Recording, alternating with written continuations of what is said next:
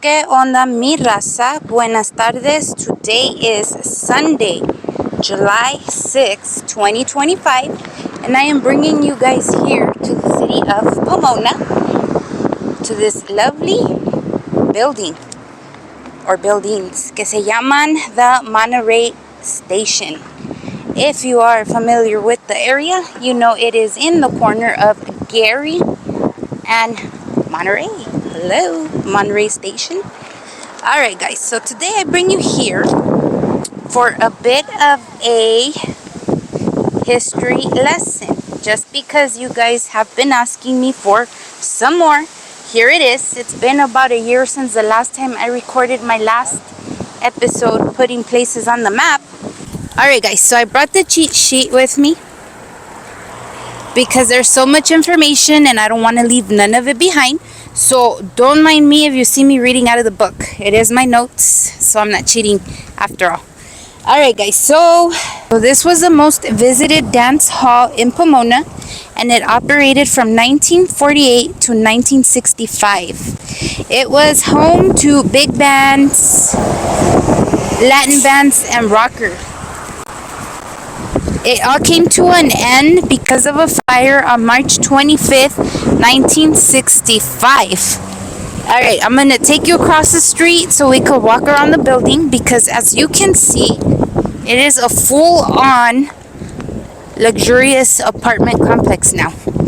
Alright, so the termination was a spectacular fire of undetermined origin. What does it mean? Que hubo un incendio y no supieron what the fuck happened. That's what that means. It was a Thursday night. Lots of spectators watched as it took 50 firefighters and 500,000 gallons of water to put out this horrible fire, which attacked an empty building, by the way. So thank goodness que no había nadie allá adentro. This property stayed empty till it became the Monterey Station Apartments, that were built in 2014. Crazy thing about this tragedy is that it wasn't the first time this building had caught fire. Before being the Rainbow Gardens, it was all started as a huge garage that turned into an athletic club in 1936, which was very known for hosting wrestling back in that time. 1938, it became a roller rink, which was the building that burned down in 1943. A little bit after that, it opened as a Palmetto, and that was the last venue before it became the Rainbow Gardens. The Rainbow Gardens, guys. Yes. Okay, so what was the Rainbow Gardens? Deje les digo. It was a huge venue, and it had the capacity for up to 2,500 people. While it ran as the Rainbow Gardens, it was nicknamed the Chicano Circuit. We'll get into that a little bit later. Pero pues tenía buena fama, alright? The gardens had a mix of impressive, well-known musicians and the upcoming ones too. The impressive list, que pues ya eran conocidos, ¿verdad? Era Fats Domino's, Swing, Star, Spade, Cooley, Cooner Frankie, Nat King Cole, and the band leaders, a really famous one, which was Harry James. Okay, the casual list of these musicians were Richie Valens, Roy Orbison, Chris Montez, Little Richard, Frankie Avalon, Tito Puente, Perez Prado, and believe it or not, guys, the Beach Boys. Yes, aquí fue su casa de los Beach Boys in Pomona. So the gardens worked really heavy with El Monte American Legion. And that's what I meant by they were known as the Chicano Circuit, because east of Los Angeles, Pomona was a place that would back up the mixture of bands, meaning they weren't just white, they had the Mexicans, the blacks, that kind of stuff. So it was just a big circuit. We worked hand in hand with El Monte East LA, Boyle Heights, that kind of stuff. I will get into those names a little bit later, but let's keep walking because yeah, this spot was the place to be. Like I said, the capacity era 2,500 people. Wow, right? The mixture was huge with groups, like I mentioned, Latin, Chicano music influences. KRLA hosted many dances here as well. Those were a lot for teen audience, which came a little bit towards the end.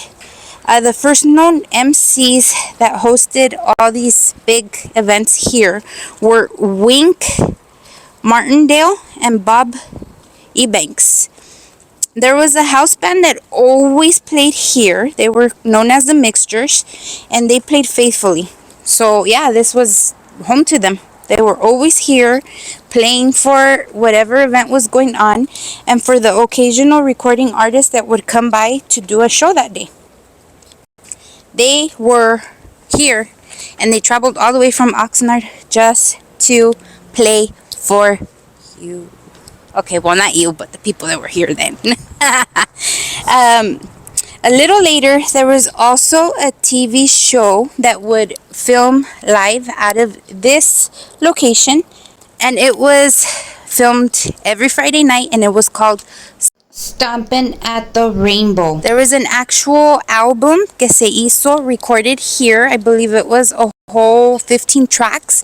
You can actually look it up on YouTube, and it's not bad, guys. It is not bad.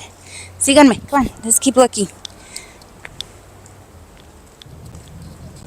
There was a local band by the name of Ronnie and the Pomona Casuals. They put out a single también called Swimming at the Rainbow. That one you can also look up and you can find it on YouTube. Very cool song, by the way. Going back to a little bit of history, the very first booking agent, which was also an MC, his name was Candelario Mendoza, and he was actually a host here locally in a radio station that aired out of Pomona. They would play Música Mexicana Regional. I didn't catch the name of the radio station, but it was here in Pomona. Well, this guy, this MC, had the magnificent idea saying, hey, you know, this place is huge, tiene lugar para mucha gente. Maybe I can get with the owners and they would let me do bailes right there, you know, dances, like gatherings, puro party, right? So yeah, he came down the street, talked to the owners, which were Grudy and Ray Thomas, and he told them about it. He said, hey guys, you have a great venue. Can you let me have gatherings here once a week? We'll do, like, you know, club, dancing, that kind of stuff. And if you would allow me to play my music in Espanol, it would help a lot, because obviously I'm a radio host and that's the kind of audience that I have. So I really think I can bring that kind of, you know, crowd in. Well, the Thompsons were like, you know, kind of skeptical. They said, puede ser o no puede ser. So they went ahead, they talked to Mr. Mendoza, le dijeron, go for it. You got one shot, we're going to allow you to do your thing. Vamos viendo cómo te va. Surprisingly, guys, that Wednesday, Mr. Mendoza, along with the radio people, brought in 750 freaking people. You would think on a Wednesday, no tienen trabajo o qué cabrones.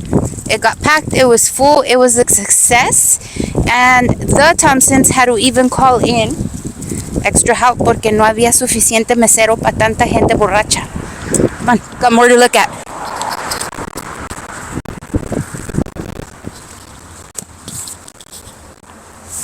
The Thompsons were so impressed with what Mendoza did, that's when they ended up hiring him as a booking manager. He was in charge of bringing in popular names from around the San Gabriel Valley to the Mexican Americans of that moment. There was a dress code, of course, a coat and tie for men, gown or nice dress for women, and all this was in the time when change was going on. So for Mexican Americans, this was big. You know, the band, the audiences, and we go back to the circuit, right? So like I mentioned before, Pomona was the farthest east of Los Angeles circuit that would play the new music known as rock and roll. El Monte Legion, the Paramount Ballroom, which is, guys, where I do my show with Patrick J. Martinez every second and fourth Monday of the month. Okay, I'll get back to the story. I got kind of excited, guys. The Big Union, the Little Union, and St. Alphonsus Church. Those were the only venues that would play this kind of music, and they were open to the Chicano rock and roll scene, guys. They loved us. Nos apoyaban. Let's do this, right? Bust the chancla. East LA bands loved the Gardens, and the Gardens loved them too. There were certain bands that would play here often. They were the Blendells, the Romancers, the Jaguars, Ronnie and the Pomona Casuals. And there was also one that would play here very often. Se llamaba Mark Guerrero and the Escorts. He talked about playing at the Gardens at one point. And he would say, well, he said on an interview, right, and on a memory that he shared, his entire group was formed of boys that were only 14 and 15 years old. And they say que they weren't even old enough to drive, guys. So, un papá de los niños tenía un pickup truck. They would put all the instruments and load them in that pickup truck.